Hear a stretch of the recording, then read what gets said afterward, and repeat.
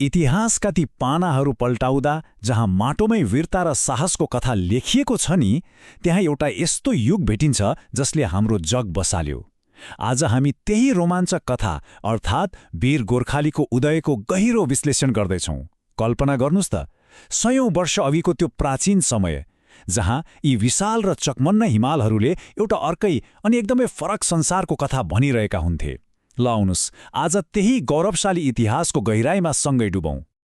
ल अब यसमा प्रवेश गरौँ है त। सयौं वर्ष अघिको हाम्रो यो भूगोल हिमाल, पहाड र तराईले सजिएको साँच्ची नै एउटा मनोमोहक भूमि थियो। तर त्यो बाहिरी सुन्दरताभित्र नि एउटा एकदमै डरलाग्दो राजनीतिक कमजोरी लुकेर बसेको थियो। यो सिङ्गो भूभाग साना साना 2200-2400 राज्यहरूमा नराम्ररी टुक्रिएको थियो। हरेक डाँडा काट्न साथ छुट्टै राजा, छुट्टै नियम र आफआफ्नै स्वार्थ। यो खण्डित अवस्थाले गर्दा यो सुन्दर भूमि कति कमजोर थियो भने बाहिरी शक्तिहरूले जुनसुकै बेला सजिलै निल्न सक्थे। अब यहाँनिर सबैभन्दा रोचक कुरा के छ भने नि, तत्कालीन समयको शक्ति सन्तुलन कति धेरै असमान थियो।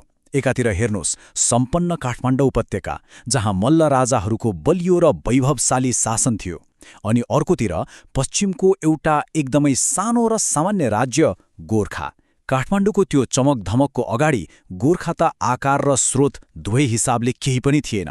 तर त्यही सानो राज्यभित्र एउटा यस्तो असाधारण महत्त्वाकांक्षा र हुटहुटी हुर्किरहेको थियो नि, जसले सिङ्गो इतिहासलाई नै पल्टाइदिनेवाला थियो।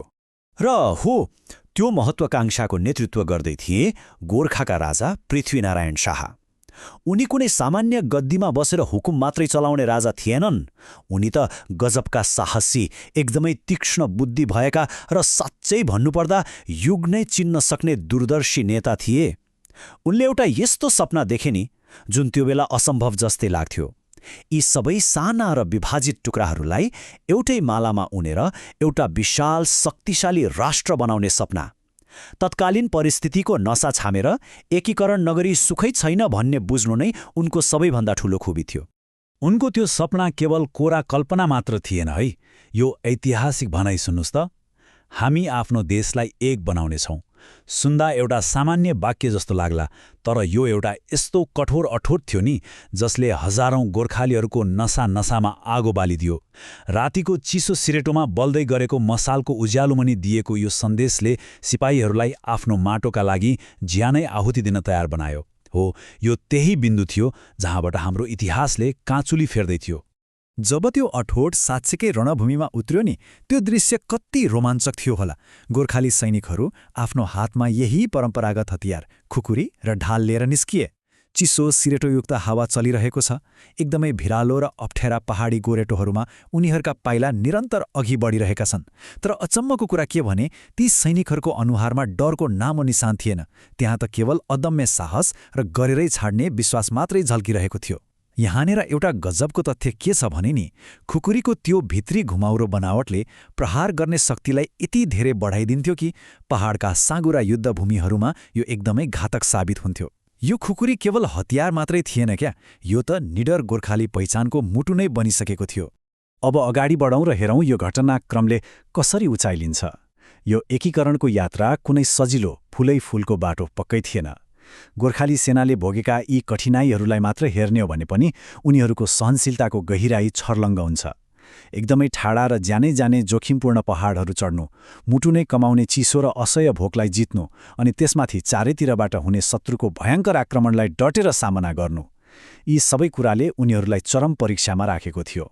तर जस्तोसुकै आँधीबेहरी आओस्, उनीहरूका पाइला कहिल्यै धर्मराएनन्। अघि बढे त बढे।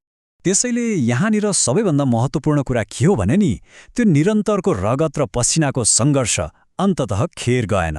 काठमाडौँ उपत्यकाको त्यो ऐतिहासिक विजयसँगै साना खण्डित राज्यहरूको अन्त्य भयो र एउटा बलियो एकीकृत नेपालको जन्म भयो। महिनौदेखि धुलो र धुवाँले भरिएको युद्धभूमिमा अन्ततः शान्तिको सास फेर्न पाइयो। यो कुनै एउटा साधारण युद्धको जित मात्रै पक्कै थिएन। यो त एउटा यस्तो नयाँ युगको सुरुवात थियो जसले नेपालको नक्सा र हाम्रो अस्तित्वलाई सधैँका लागि सुरक्षित गरिदियो। त्यो विजयपछिको उल्लासको माहौल साँच्चै नै ऐतिहासिक थियो। सुनौलो घामको किरणसँगै खुला आकाशमा शानका साथ फररिरहेको त्यो राष्ट्रिय झण्डाले हरेक नेपालीको छाती गर्वले चौडा बनाइदियो। हिमाल, पहाड र तराईका मानिसहरू पहिलोपटक एउटै राष्ट्रको बलियो सूत्रमा बाँधिए र खुसियालीमा झुमे। त्यही दिनदेखि नै यो भूमि वीरता र एकताको कहिले नमेटिने प्रतीक बन्यो। यो त्यही अमूल्य विरासत हो नि जसले विभिन्न संस्कृति र भूगोललाई एउटै धागोमा उनेर आजको यो बलियो राष्ट्रको जग बसाल्यो। इतिहासको यो असाधारण खण्डलाई निहालिसकेपछि अन्त्यमा एउटा निकै गहिरो प्रश्न मनमा उब्जिन्छ। हाम्रा पुर्खाहरूको त्यो अदम्य साहस र बलिदानले आजको यो आधुनिक नेपाललाई कसरी निरन्तर जोडिरहेको छ त?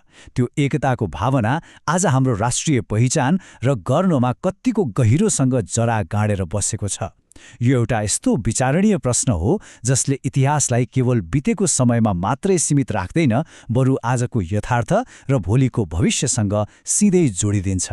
यही एउटा गहिरो सोचका साथ आजको यो विश्लेषणलाई यही विश्राम दियौं।